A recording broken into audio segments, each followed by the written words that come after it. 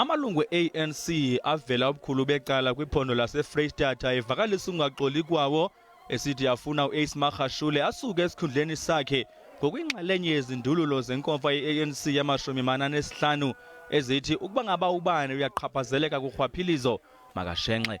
Naye ke uMagashule ke wathi gqiqhaphu kwikomishoni yokuziphatha kwamalungu ngo-August ngenxa yezityholo, nalapho wavakalisa okokuba ngekhe yena shenxe kuba nje kuvakala okokuba unorhwaphilizo. Ukanti ke abanye babaqhankqalazi namhlanje kwamele wafumene imali ezithile kwinkqubo i-Estina Project kodwa zange bafumane kwanto.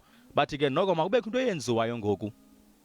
We are not an organization within an organization, as those who call themselves RET forces are doing, to hound our organization and ultimately suffocate it with factionalism. So we are here as members of the ANC, belonging to specific branches, with active membership as we speak. Isithethi sikazwelonke se-ANC uPule Mabe nguye owamkele uxwebhu lwezikhalazo. The appropriate thing to do organizationally is that once we have received these concerns, we then brief the leadership about such.